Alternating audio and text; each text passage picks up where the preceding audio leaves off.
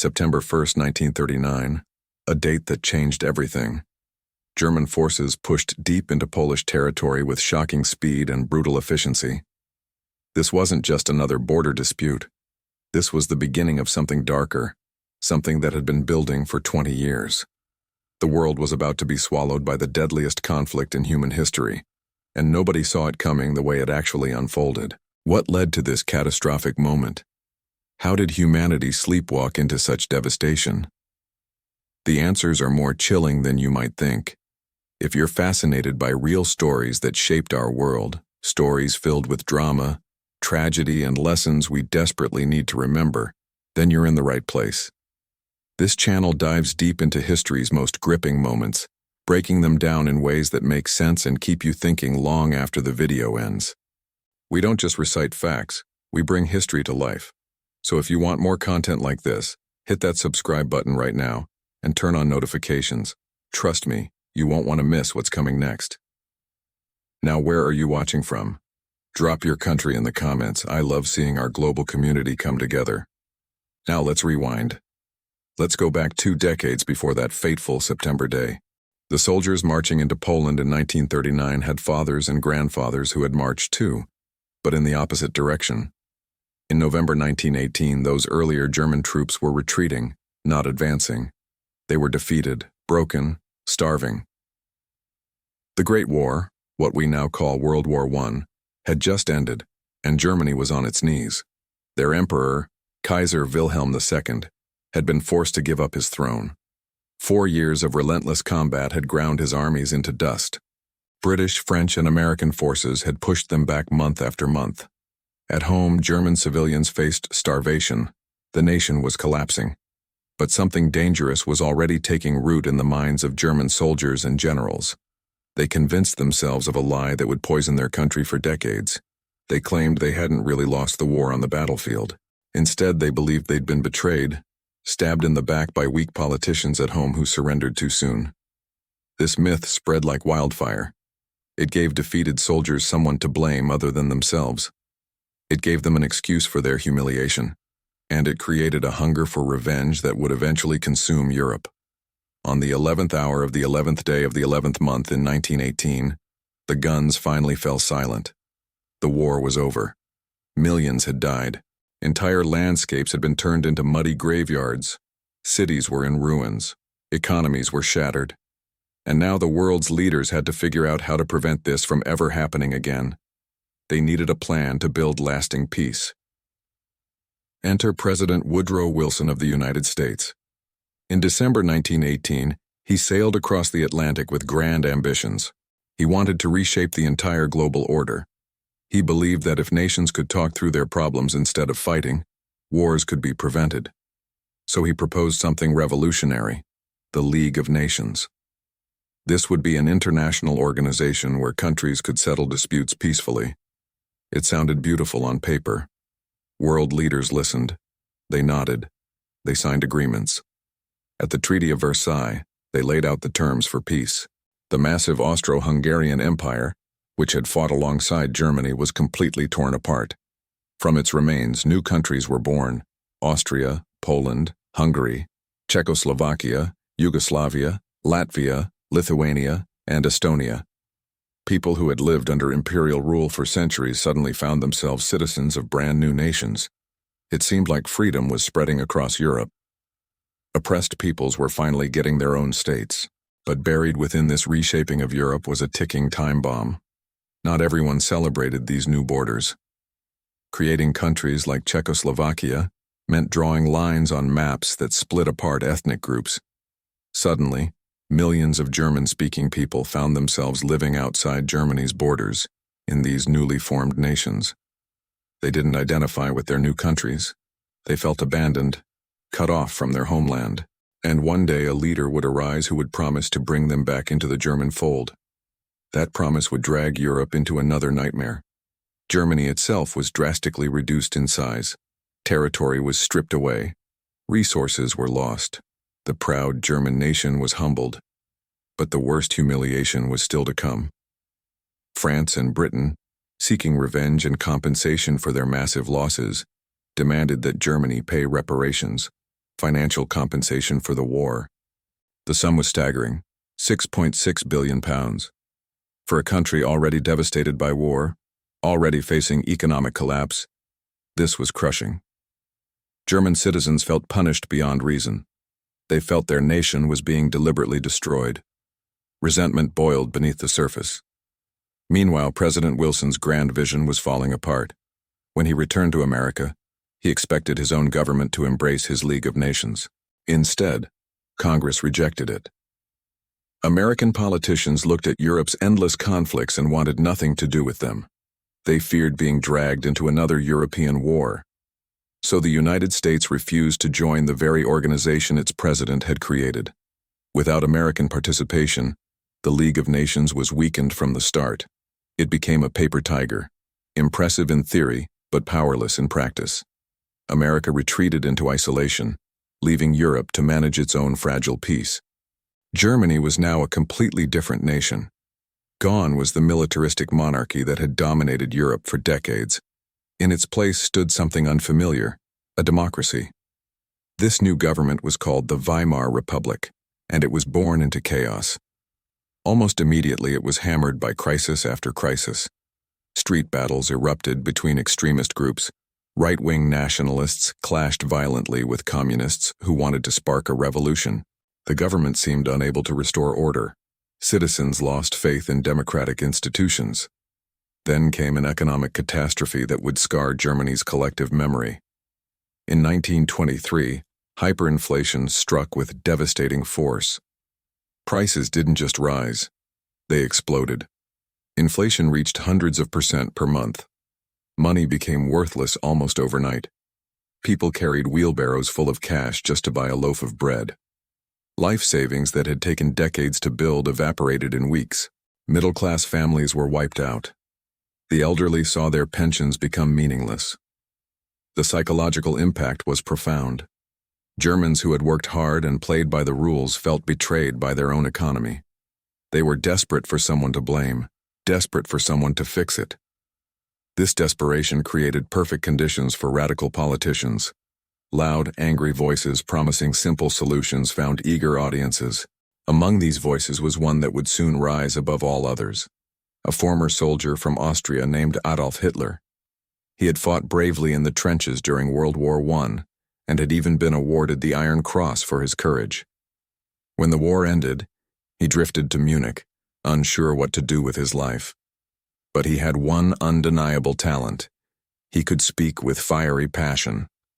His speeches electrified audiences. He knew how to tap into people's fears and anger. He knew how to make them feel like victims who deserved revenge. Hitler joined a tiny political group called the National Socialist German Workers' Party, the Nazis. Through sheer force of personality, he quickly took control of it. The party was small and insignificant at first, but Hitler had big plans. In October 1923, drunk on confidence after his speeches attracted larger crowds, he tried something bold and foolish. He attempted an armed coup against the Weimar government. He and his followers marched through Munich, expecting the army and police to join them. Instead, they were met with gunfire. The coup collapsed. Hitler was arrested and sentenced to prison. Most people thought that was the end of Adolf Hitler's political career. They were catastrophically wrong. During his 9 months in prison, Hitler wrote a book that would become his manifesto. He called it Mein Kampf, My Struggle. In its pages, he laid out his twisted worldview. He blamed Germany's problems on Jewish people, scapegoating an entire ethnic group for the nation's suffering. He argued that Germany needed to expand eastward, conquering new territories to give its people room to grow. He presented a vision of German racial superiority and destiny. Most people who read it at the time dismissed it as the ramblings of a failed revolutionary. But Hitler was deadly serious about every word. When he was released from prison, Hitler changed his strategy completely. No more armed coups. Instead, he would use democracy itself to gain power. He would build the Nazi Party into a legitimate political force, win elections, and take control legally. For the next 5 years, he worked methodically toward this goal. He organized the party with military precision. He created a powerful propaganda machine. He built a private army of thugs called the SA, stormtroopers in brown shirts who intimidated opponents and beat up communists in the streets. But during those 5 years, Hitler struggled to gain traction. Why? Because Germany was actually doing well. The Weimar Republic had stabilized. The economy recovered. Hyperinflation was brought under control. People had jobs. They had hope. In this environment, extremist parties, whether far-left communists or far-right Nazis, couldn't attract many voters. Germans were happy with moderate, sensible politicians who kept things running smoothly. Hitler's message of anger and revenge found few listeners when people felt secure and prosperous. Then everything changed. In October 1929, on the other side of the Atlantic, the American stock market crashed. The collapse was sudden and total. Billions of dollars in wealth vanished. Banks failed. Businesses closed. The economic shockwave spread across the entire globe like a tsunami. An economic depression settled over the world, and Germany was hit harder than most countries. Unemployment soared to over 6 million people. Once again, Germans faced poverty and desperation. Once again, moderate politicians seemed helpless to fix the crisis. Once again, people turned to extremists who promised radical solutions. This was Hitler's moment. His message suddenly resonated. People who had ignored him before now listened intently. He promised jobs. He promised to restore Germany's pride. He promised to make Germany powerful again. He promised revenge against those who had humiliated the nation. His Nazi party grew explosively. By 1931, it had become a genuine mass movement. The SA stormtroopers now numbered nearly 3 million men, a private army larger than many national militaries. They marched through streets in intimidating displays of force. They attacked political opponents. They created an atmosphere of chaos that made Hitler look like the only man strong enough to restore order. In the elections of 1932, the Nazi Party became the largest party in Germany's parliament, the Reichstag. But Hitler refused to cooperate with other parties. He wouldn't join a coalition government unless he was in charge. This created a political deadlock. Parliament couldn't function. The government was paralyzed. Germany's aging president, Paul von Hindenburg, was desperate to break the stalemate. In January 1933, against his better judgment, he made a fateful decision. He appointed Adolf Hitler as chancellor, head of the government. Hindenburg and his advisors convinced themselves they could control Hitler, that he would be just another politician they could manipulate. They were disastrously wrong. Within weeks, Hitler moved to consolidate absolute power. In February 1933, the Reichstag building mysteriously caught fire and burned. Hitler immediately blamed communists and claimed Germany faced a revolutionary threat. He demanded emergency powers to deal with the crisis. Once he had those powers, he never gave them back. He used them to ban all other political parties. Opposition newspapers were shut down. Political enemies were arrested. Democratic institutions were dismantled piece by piece. When President Hindenburg died in August 1934, Hitler simply declared himself president as well as chancellor. He combined both roles into one position, Führer, meaning leader. There were no more checks on his power. Germany was now a dictatorship, and Hitler was its absolute ruler. At first, many Germans didn't realize how dark things would become. Hitler seemed to be delivering on his promises. He launched massive public works programs that put millions of unemployed Germans back to work. The most famous project was the Autobahn system, thousands of miles of modern highways that crisscrossed the country. These projects soaked up unemployment. People had paychecks again. Families could afford food and rent. To ordinary Germans struggling after years of economic misery, Hitler looked like a miracle worker. His popularity soared. But behind the scenes, Hitler was spending money on something else entirely, something secret and sinister. He was rebuilding Germany's military on a massive scale. The Treaty of Versailles had strictly limited Germany's armed forces. The army was supposed to be capped at 100,000 men. Germany was forbidden from having an air force. It couldn't have tanks or submarines. These restrictions were meant to ensure Germany could never threaten its neighbors again. Hitler ignored them completely. In secret, He tripled the size of the army. He built thousands of tanks. He constructed submarines. And he created an entirely new air force from scratch. In 1935, Hitler decided he was strong enough to stop hiding. He publicly unveiled the Luftwaffe, Germany's new air force. It had 2,500 aircraft, more than Britain or France possessed. The world was shocked. Germany had blatantly violated the Versailles Treaty. Britain and France protested, but their protests were weak and ineffective. They didn't actually do anything to stop Hitler. This emboldened him further. Unemployment in Germany continued to plunge as military industries expanded. The Nazi regime became enormously popular. Germans felt their nation was rising again, reclaiming its rightful place among the world's great powers. Encouraged by the lack of response, Hitler made his first territorial move.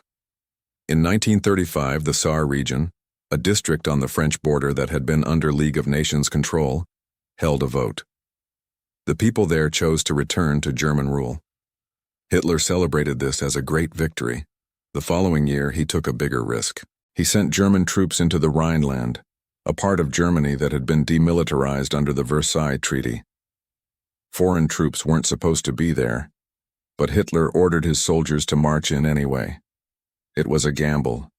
If France had responded with force, Hitler would have had to back down.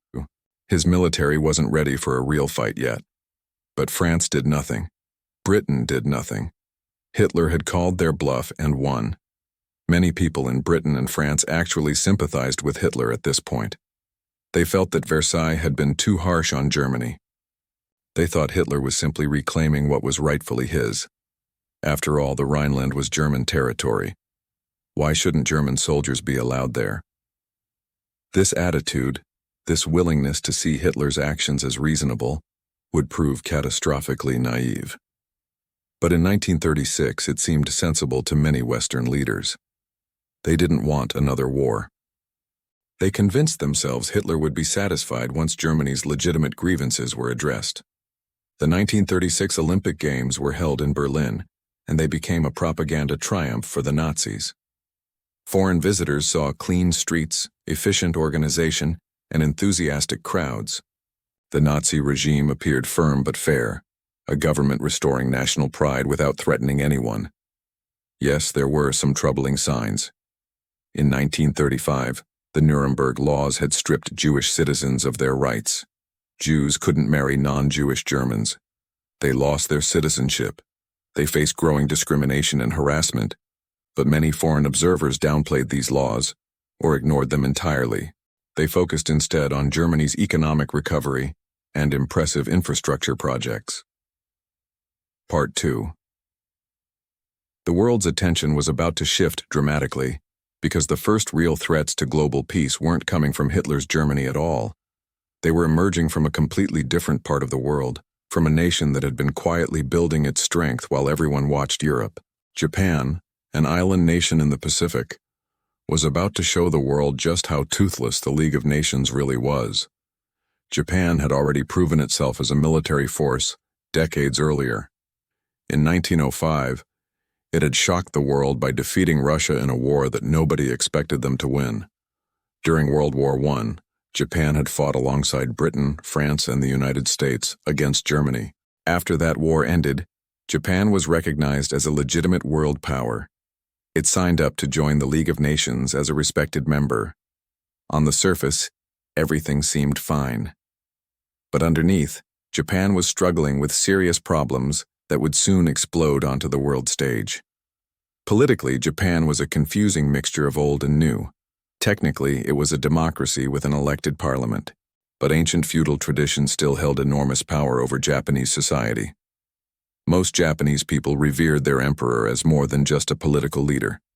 They saw him as a living god, a divine figure who embodied the nation's soul. This created a strange tension between modern democratic institutions and traditional imperial authority. The economy made things even worse. Japan's population was growing rapidly, but the island nation had almost no natural resources. No oil, limited coal, few minerals. Yet Japanese industries were expanding fast and desperately needed raw materials.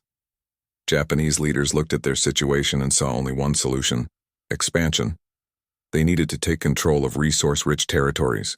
Their eyes fixed on Manchuria, a region in northern China.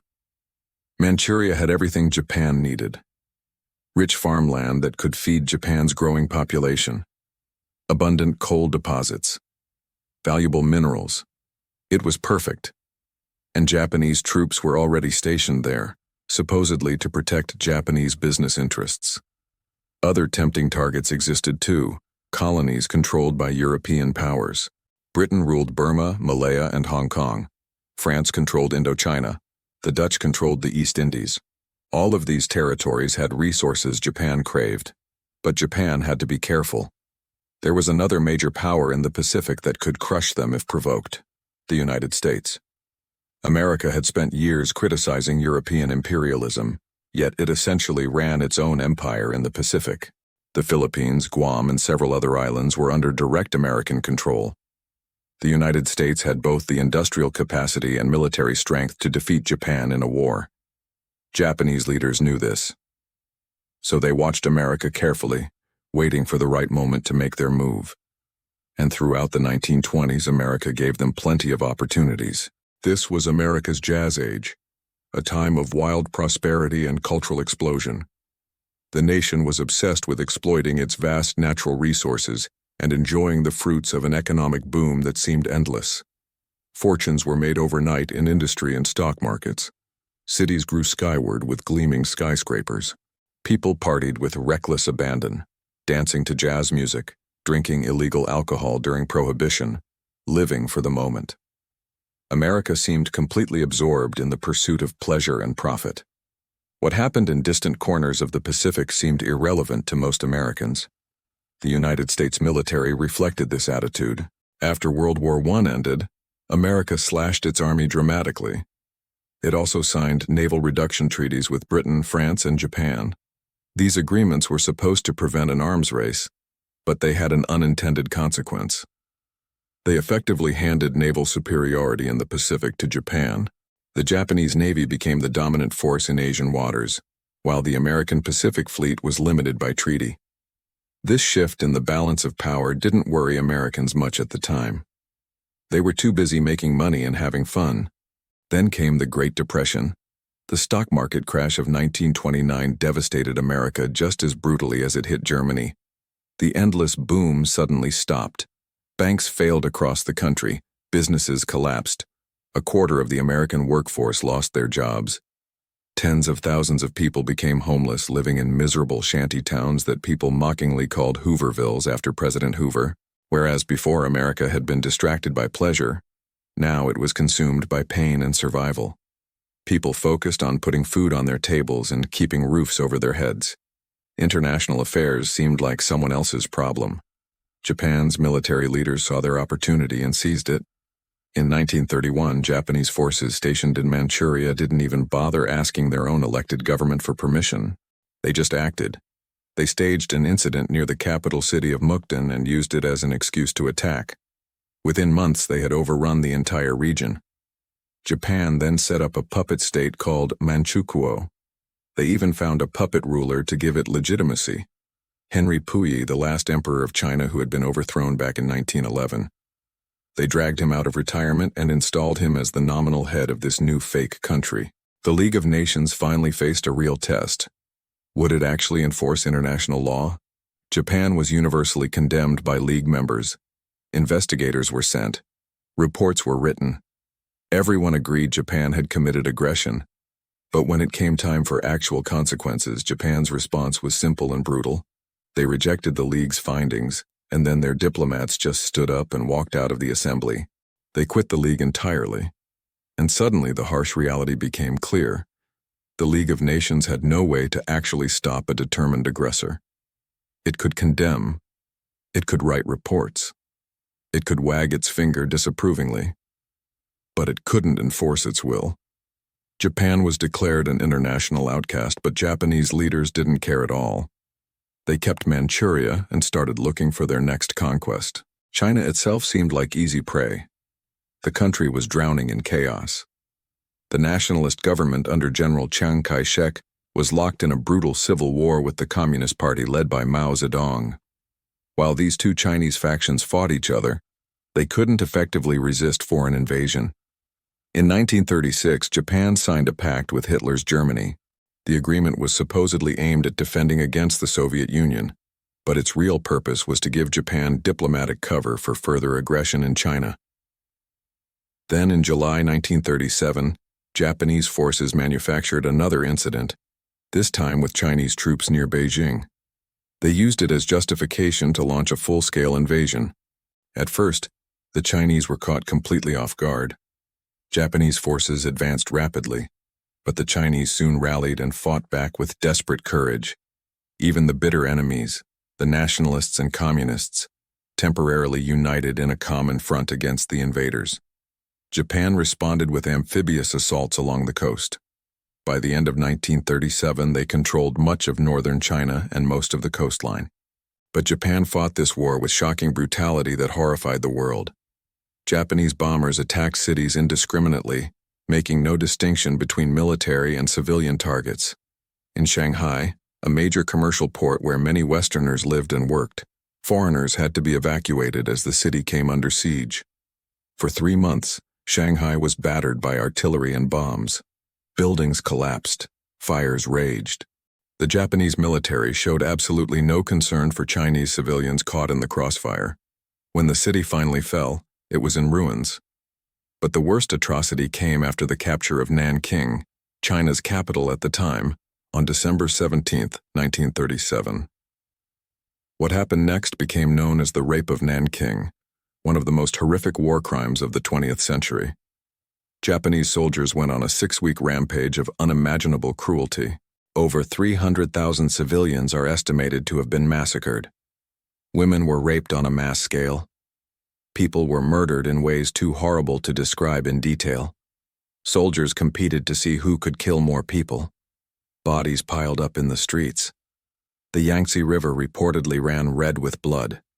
Even by the brutal standards of war, Nanking stood out as an atrocity of exceptional depravity. Japanese forces even attacked foreign warships, vessels belonging to Britain and the United States that were there to protect their citizens and trade interests. The worst incident occurred on December 12, 1937, when Japanese bombers deliberately sank an American gunboat called the USS Panay. 50 American sailors died in the attack. This was an act of war against the United States. For a moment, it seemed like America might finally intervene. But despite this provocation, despite all the atrocities, the Western powers refused to get involved. The League of Nations proved utterly useless. It condemned Japan's actions in the strongest possible terms, but did absolutely nothing concrete. In the United States, President Franklin Roosevelt wanted to impose a naval blockade of Japan. He gave speeches warning that what happened in distant parts of the world affected everyone. But Britain's government opposed any action that might provoke a war with Japan. So all Roosevelt could offer China was a $25 million loan to buy weapons. It was a pathetic response to genocide. Even the Soviet Union, despite its communist ideology supposedly making it sympathetic to Chinese communists, did almost nothing to help. The Soviets got involved only in some border clashes with Japanese forces along the Manchurian frontier. But China itself received virtually no meaningful Soviet support. It had to fight alone against a more modern, better-equipped enemy. During 1938, Japanese forces captured Canton and pushed Chinese defenders deeper into the western interior of the country. All the grand rhetoric about the League of Nations stopping aggression, all those promises made after World War I about preventing future wars, it had all come to nothing. And by now, Western powers had much bigger problems closer to home. Today, it's easy to laugh at Benito Mussolini, the fascist dictator of Italy. His exaggerated posturing, his puffed-out chest, his theatrical speeches, they all seem absurd now, like a bad parody of leadership. But in 1922, nobody was laughing. Italy seemed on the verge of collapse. The country was paralyzed by constant strikes. Workers were seizing factories. Peasants were taking over land. The democratic government appeared completely helpless, unable to restore any kind of order. Chaos reigned in the streets. Benito Mussolini was a World War I veteran and a journalist who decided someone needed to take charge. He organized a right-wing nationalist movement and called it the Fascist Party. When a general strike paralyzed Italy in August 1922, Mussolini saw his moment. He ordered his followers to march on Rome in a show of force. Italy's king, Victor Emmanuel III, looked at the situation and panicked. Fearing civil war might erupt, he asked Mussolini to form a government. Mussolini accepted and quickly moved to crush all opposition. He assumed dictatorial powers. Italy's government was no longer elected but appointed by Mussolini's fascist Grand Council. Democracy died. Like Hitler after him, Mussolini's early actions made him enormously popular. He launched massive public works programs that provided jobs and transformed Italy's infrastructure. Roads were built, railways were modernized, swamps were drained, corruption was attacked and largely eliminated. The mafia, which had terrorized Sicily for generations, was brutally suppressed. Italy's armed forces were rebuilt and modernized, including an advanced air force. In the Mediterranean Sea, Mussolini constructed a powerful navy that was actually larger than the combined British and French Mediterranean fleets. When the Great Depression struck, Italy weathered it better than many other countries because of Mussolini's economic programs. Mussolini became an inspiration worldwide. Political leaders looked at Italy's transformation and wondered if democracy was obsolete. Fascism seemed strong and effective, while democracies like Britain and France appeared weak and indecisive. Adolf Hitler in Germany explicitly modeled his movement on Italian fascism. Mussolini loved the attention, but he wanted more than admiration. He wanted to rebuild the Roman Empire. He wanted conquest, and he had already chosen his first target. Abyssinia, known today as Ethiopia, was one of the few independent African nations. Italy already controlled colonies on its borders, Eritrea and Italian Somaliland. In December 1934, Italian forces deliberately provoked a clash with Abyssinian troops at an oasis deep inside Abyssinian territory. Mussolini then sent reinforcements to his colonies and demanded that Abyssinia pay reparations for the incident. It was a manufactured crisis designed to justify invasion. The Emperor of Abyssinia, Haile Selassie, appealed directly to the League of Nations. He traveled to Geneva to plead his case in person. He reminded the League of its founding principles. Here was a small, independent nation being threatened by a larger, more powerful member of the League itself. This was exactly the kind of situation the League was created to prevent. This was the ultimate test of whether international law meant anything. Britain's Foreign Minister Anthony Eden tried to negotiate a peaceful resolution, but Mussolini rejected all compromise. In early October 1935, the Italian army invaded from both Eritrea and Italian Somaliland. The Abyssinian forces never stood a chance. They were brave, but primitive, facing a modern 20th century military equipped with artillery and tanks. The Italian Air Force had total control of the skies and bombed Abyssinian positions at will. On some occasions, Italian planes even dropped poison gas bombs, despite gas warfare being explicitly outlawed as a war crime by the Treaty of Versailles. After 6 brutal months, Abyssinia was completely overrun. Emperor Haile Selassie fled into exile in Britain, where he lived in Bath trying to rally international support that never came. From its comfortable headquarters in Switzerland, the League of Nations did what it did best. It wrung its hands and issued statements. Economic sanctions were imposed on Italy, but they were weak and full of loopholes. They had minimal effect. Mussolini's aggression had revealed 2 devastating truths. First, the League of Nations was completely impotent when faced with a determined aggressor willing to ignore international opinion. Second, the supposed major powers of Europe, Britain and France, no longer had the will to actually fight for anything. Both Britain and France had been shattered by World War I in ways that went beyond mere military casualties. Their economies had never truly recovered from that massive conflict. Both nations had experienced waves of strikes and social unrest throughout the 1920s. Both suffered mass unemployment even before the Great Depression made things worse.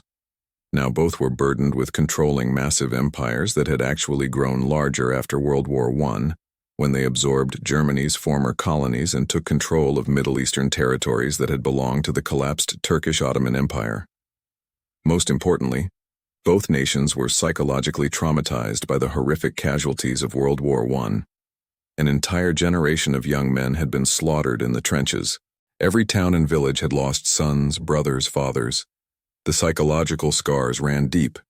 British leaders, Lloyd George, Ramsay MacDonald, and especially Stanley Baldwin, were all determined to never, ever let Britain be dragged into another major war.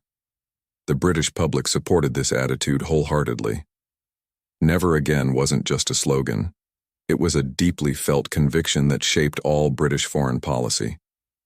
Britain had ended World War I with a large, effective conscript army.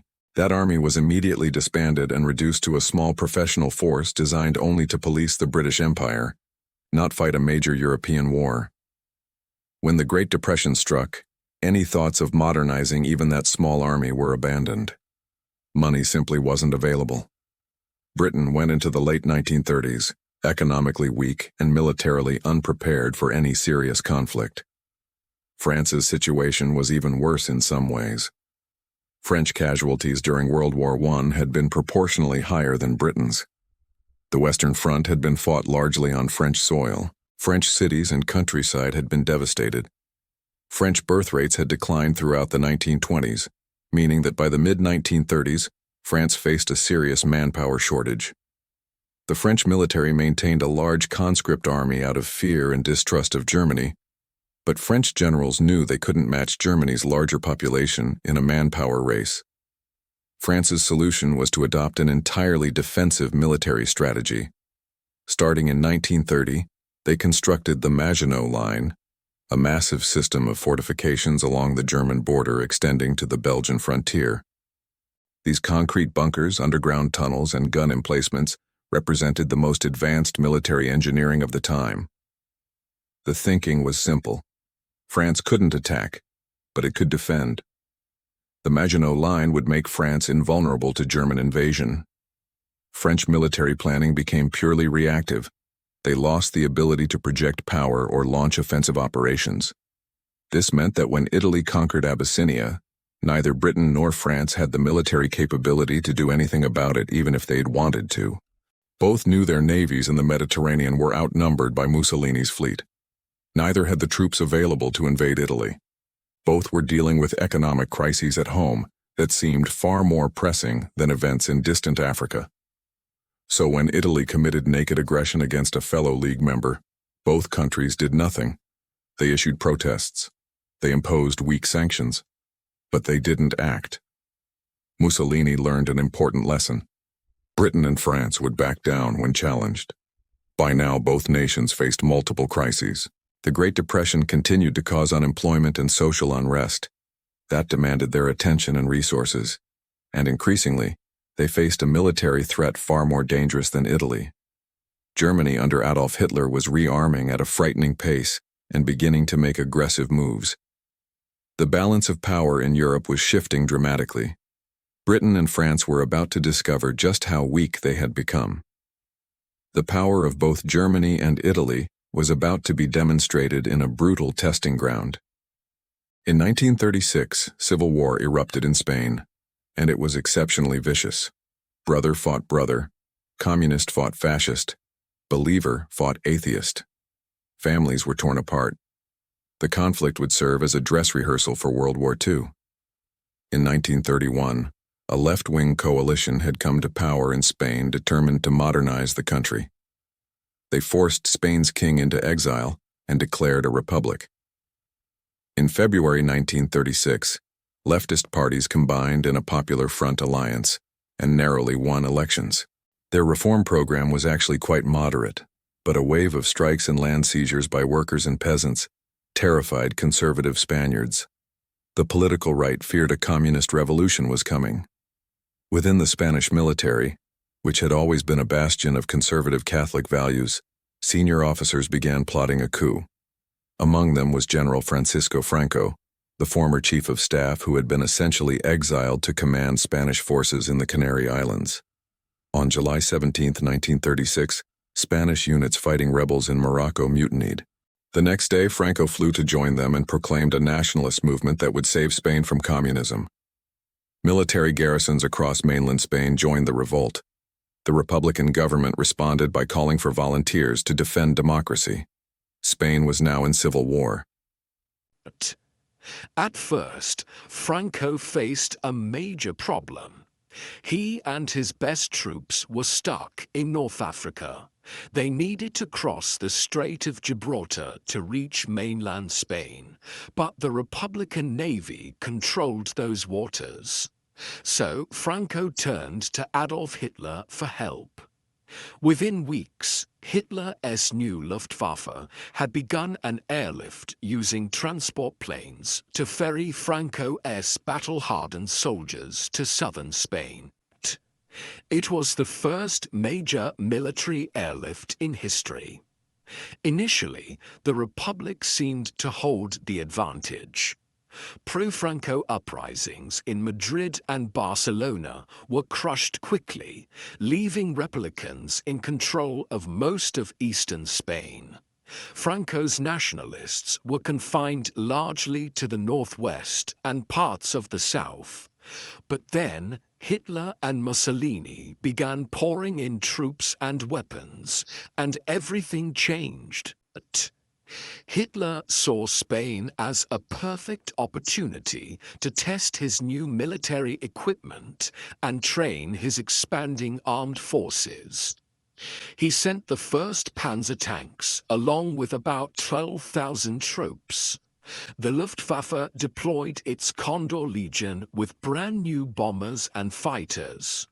Mussolini was even more generous. He sent a so-called volunteer corps of 50,000 men and more than 700 aircraft. The Republicans desperately appealed to Britain, France, and the Soviet Union for help. London and Paris were terrified that the Spanish conflict might spark a wider European war. They declared a policy of non-intervention and pressured other countries to do the same. Cynically, both Germany and Italy signed the non-intervention agreement. But they completely ignored it and continued sending massive aid to Franco. When this hypocrisy became obvious, Soviet leader Joseph Stalin announced that he too would help the Republic. Stalin was deeply worried about the rise of fascism in Germany. Hitler had made it clear that he viewed communism as Nazism's ultimate enemy. Stalin saw the Spanish Civil War as a way to keep Germany and Italy occupied and distracted while he built up Soviet military strength. About 700 Soviet military advisors were sent to Spain, along with tanks and fighter aircraft. It was something, but nowhere near enough to match what Franco was receiving. In fact, the largest source of help for the Republic came from volunteers, the international brigades. About 30,000 left-wing idealists from around the world traveled to Spain to fight fascism.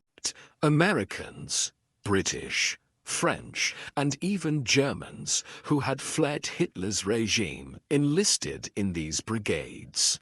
They were motivated by ideology and a genuine belief that Spain was where fascism had to be stopped. With their new support, Franco's nationalists opened to fronts. One advanced toward Barcelona from the north, the other, led by Franco personally, pushed up toward Madrid from the south. By the end of 1936, Madrid was surrounded on three sides and virtually under siege. The fighting was incredibly intense and often accompanied by horrific atrocities. Republicans hunted down and murdered Roman Catholic priests, seeing them as supporters of the nationalist cause. Nationalists slaughtered anyone they suspected of being communist, often with no evidence.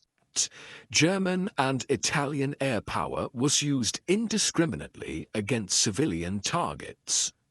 Madrid was heavily bombed, but the worst single incident occurred in April 1937, when the Basque town of Guernica was virtually obliterated in a bombing raid that killed 6,000 civilians. The destruction of Guernica shocked the world and inspired Pablo Picasso's famous painting. The territory controlled by the Republic was steadily ground down. Republican forces fought with incredible bravery. But enthusiasm and courage couldn't overcome the reality of being outgunned and outnumbered. Poorly trained and poorly equipped volunteers were no match for professional soldiers supported by modern German and Italian weaponry. As the war dragged on, fighting around Madrid became a symbol of resistance against fascist dictatorship. But behind the scenes, the Republican alliance was falling apart. Communists and socialists wanted to focus entirely on winning the military conflict, but anarchists and syndicalists saw the war as an opportunity for revolutionary social change. They wanted to immediately transform Spanish society while fighting Franco. These ideological disagreements exploded into open conflict in May 1937, when fighting broke out in Barcelona between anarchist militias and communist forces. Republicans were literally fighting each other while Franco's armies advanced. This internal division fatally weakened the Republican cause. By the end of 1938, the nationalists had trapped Republican forces in a small area around Barcelona and another pocket stretching east from Madrid to the coast. Madrid continued to resist stubbornly, but the international brigades were withdrawn by their home governments. More and more nations began recognizing Franco's nationalist government as Franco's forces prepared for their final assault on Madrid. At the end of March 1939, after nearly 3 years of desperate fighting, Madrid's exhausted defenders finally surrendered. A month later, Franco officially declared the war over. His nationalist dictatorship would rule Spain for the next 36 years. The scars from Spain's civil war took generations to heal, and in some ways never fully did. Internationally, Franco's victory proved disastrous. Hitler and Mussolini were confirmed in their belief that Britain and France were too weak and cowardly to resist any real pressure. Stalin despaired of any possibility that the Western democracies would confront fascism. He concluded that the Soviet Union would have to face Germany alone and began looking for ways to buy time. And Hitler in particular saw his path clear to begin the aggressive expansion he had outlined years earlier in main camps, even before Spain's civil war ended. German armies were already on the march. Part 3 from the very moment Adolf Hitler became Chancellor of Germany on January 30th, 1933. He had begun putting his long-term plans into motion with chilling precision. Just 3 days after taking power, on February 3rd, he gathered his top military commanders for a secret meeting. What he told them that day should have sent alarm bells ringing across Europe. He explained that his ultimate goal was to conquer territory in the east and ruthlessly Germanize it, meaning he would drive out or eliminate the existing populations and replace them with German settlers. He instructed these commanders to prepare for massive military expansion beyond anything Germany had attempted before. This wasn't just talk. Hitler meant every word. Although the Treaty of Versailles had forbidden Germany from having tanks, the Germans had found a clever way around this restriction. A secret treaty with the Soviet Union signed back in 1923 had allowed German engineers to develop tank designs on Soviet territory and experiment with new mobile armored tactics away from prying Western eyes. Young, energetic German officers like Heinz Guderian studied the theories of British military thinkers like Basil Little-Hart and Colonel John Fuller. They even watched training exercises conducted by the British Army during the 1920s on Salisbury Plain. From all this research, they developed the concept of blitzkrieg, lightning war. The idea was to create fast-moving units that combined tanks, artillery, and infantry working together to thrust deep into enemy territory, bypassing strong points and creating chaos in the enemy's rear areas. Hitler adopted these revolutionary ideas with tremendous enthusiasm. The new German army would have entire divisions built around tanks, panzer divisions. Similarly, the new German Air Force, the Luftwaffe, was built from scratch, but on a solid foundation. Throughout the years when Germany was officially banned from having an air force, the country had kept its aviation skills sharp by building civilian aircraft. Gliding clubs and flying clubs provided a ready pool of potential pilots. When Hitler publicly revealed the existence of the Luftwaffe in March 1935, the world was stunned. Germany had somehow built an air force of 2,500 planes, more than Britain or France possessed. Hitler then announced that the German army would be increased to 300,000 men, and that conscription was being reintroduced. Britain and France protested, but their protests were feeble and half-hearted. They did nothing concrete to stop Hitler. Instead, they reluctantly began their own rearmament programs, but slowly and with little urgency. Until this point, Hitler had been relatively cautious in his foreign policy. He had only reclaimed what he argued rightfully belonged to Germany, the Saar region and the Rhineland. But now he set his sights on something more ambitious. He was going to bring his homeland of Austria into the German Reich. In 1934, Austrian Nazis had attempted to seize power and unify Austria with Germany, but the coup had failed. Most Austrians spoke German, even though Austria had never been part of the modern German state created in 1871. Many Austrians did feel a cultural connection to Germany, but many others valued their independence. In February 1938, another Nazi plot was discovered in Austria. The Austrian Chancellor, Kurt von Schuschnigg, protested directly to Hitler about German interference in Austrian politics. Hitler's response was to make impossible demands. Austria must stop prosecuting Austrian Nazis and must essentially merge with Germany. Schuschnigg, trying to save Austrian independence, announced he would hold a referendum so Austrian citizens could vote on whether to remain independent. But on March 12, 1938, the day before the referendum was scheduled, Hitler made his move. Fearing the vote might go against him, he sent German troops rolling across the Austrian border. The invasion was bloodless. German forces were greeted by cheering crowds of Nazi sympathizers in Austrian cities. Within hours, Hitler announced that Austria was now part of the Third Reich. A sovereign nation had ceased to exist, absorbed into Greater Germany. Once again, Britain and France did absolutely nothing. They issued formal protests but took no action whatsoever. Emboldened by this easy success, Hitler turned his attention to his next target in the summer of 1938, Czechoslovakia. A substantial German-speaking minority lived in northwestern Czechoslovakia in an area called the Sudetenland. These Sudeten Germans had been part of the old Austro-Hungarian Empire, but had been separated when Czechoslovakia was created as a new nation in 1919. This was that time bomb that had been planted at Versailles, finally beginning to explode. Hitler encouraged Sudeten Germans to demand autonomy from Czechoslovakia.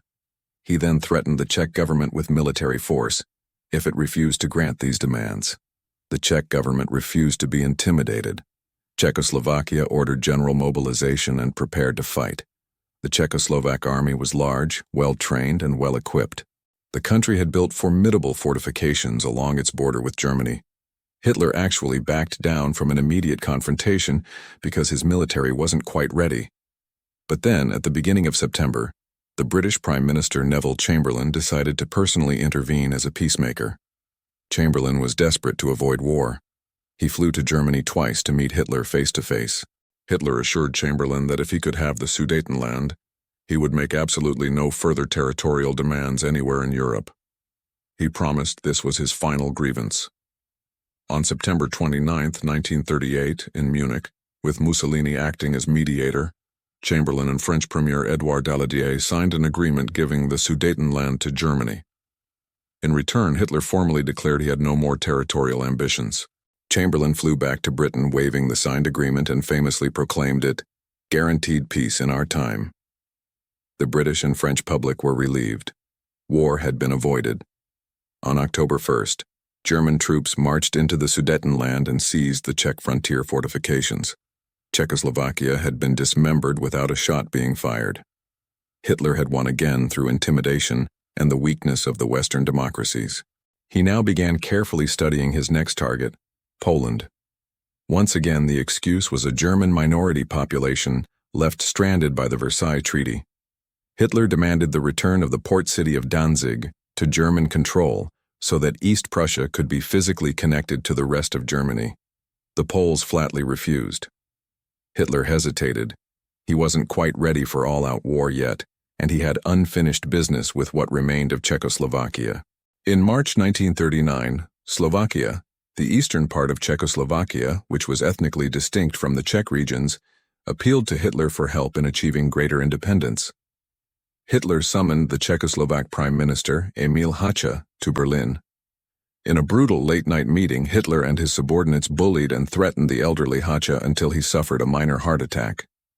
Under extreme duress, Hácha signed a document placing what remained of his country under German protection. German troops immediately marched into the rest of Czechoslovakia unopposed. Most of the country was directly annexed into the Reich. Slovakia was declared a German protectorate. For the first time, Hitler had seized territory that wasn't German-speaking. He had revealed his true intentions, unlimited expansion regardless of ethnic justifications. Even Chamberlain couldn't ignore this. At the end of March 1939, when Hitler repeated his demand that Poland surrender Danzig, Britain and France issued a clear warning. They declared unequivocally that if Hitler attacked Poland, they would declare war. This was supposed to be a red line that would finally stop Hitler's aggression. But Hitler didn't care anymore whether Britain and France declared war or not. He was convinced they were weak and indecisive opponents who would collapse quickly if it came to actual fighting. This cynical deal removed the last obstacle to Hitler's war plans. He no longer had to worry about the Soviet Union attacking Germany from the east, while German forces were busy in Poland. Hitler immediately ordered his armed forces to prepare for invasion. On the evening of August 31, 1939, German troops massed along the Polish border received their final orders. Equipment was checked, ammunition was distributed, officers synchronized watches. The soldiers knew something big was coming, though many had no idea they were about to trigger a global catastrophe. At dawn on September 1, 1939, German forces crashed across the Polish frontier without warning or declaration of war. The world's deadliest conflict had begun. German panzer divisions, the embodiment of all those years of secret development, smashed through Polish defenses with terrifying speed. The Luftwaffe achieved air superiority within hours and began systematically destroying Polish airfields, communication centers, and transportation networks. This was blitzkrieg in action, lightning war that moved faster than defenders could react. Polish forces fought bravely but were overwhelmed by the speed and coordination of the German assault. Britain and France had promised to defend Poland. On September 3rd, both nations formally declared war on Germany, but they did virtually nothing to actually help Poland. The French army sat behind the Maginot Line. The British sent a small expeditionary force to France, but launched no offensive operations. Poland was left to fight alone against the German war machine. Polish cavalry units, in some of the war's most tragic images, charged German tanks with lances and sabers in desperate suicidal attacks. Cities were bombed. Civilians were deliberately targeted to spread terror. The Polish government fled eastward, hoping to establish a defensive line in the country's eastern regions. Then on September 17th, disaster struck Poland from the other direction. True to his secret agreement with Hitler, Stalin sent Soviet forces pouring across Poland's eastern border. Poland was now being crushed between two massive armies.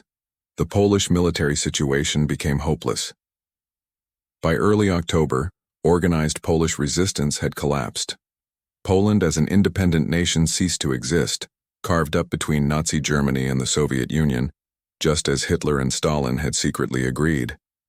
The Western democracies had failed to prevent this catastrophe, despite their promises and their declarations of war. But this was just the beginning.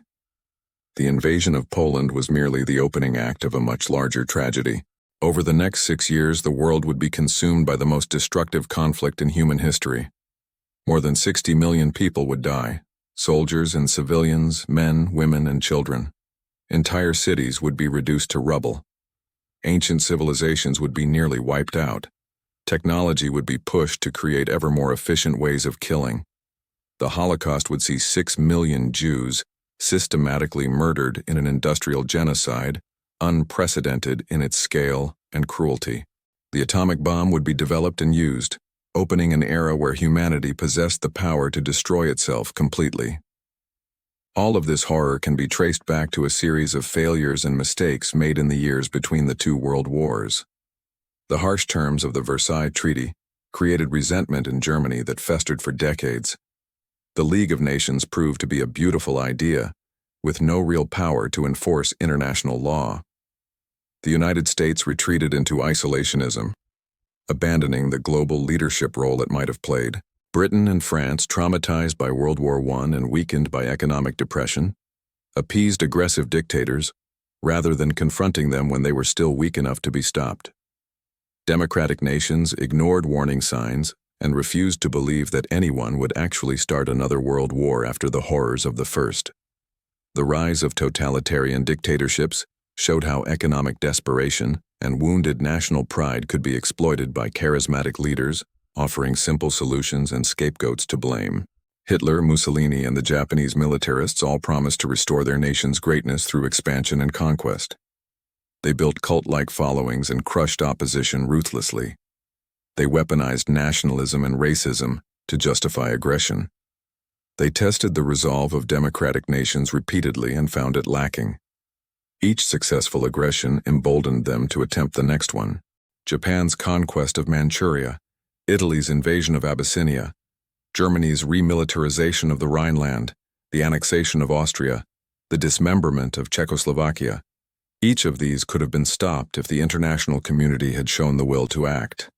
But each time, fear of another war led to appeasement and retreat. The Spanish Civil War served as a dress rehearsal, where Germany and Italy tested their weapons and tactics, while the democracies stood aside and watched. The conflict demonstrated that fascist powers would support each other, while democratic nations were too divided and too fearful to respond effectively.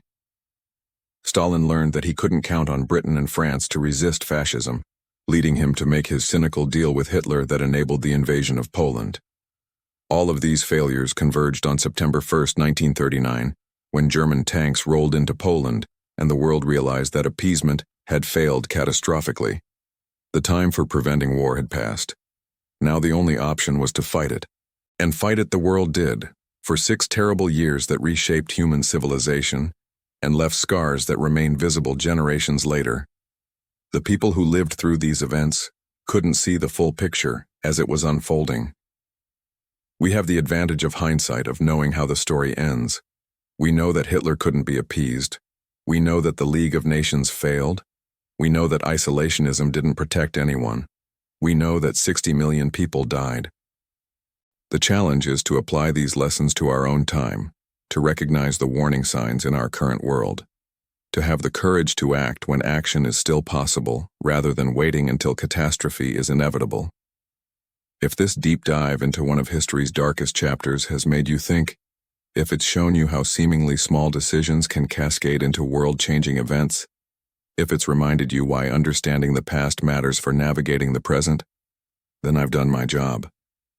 These aren't just dusty historical facts. They're lessons written in blood that we ignore at our peril.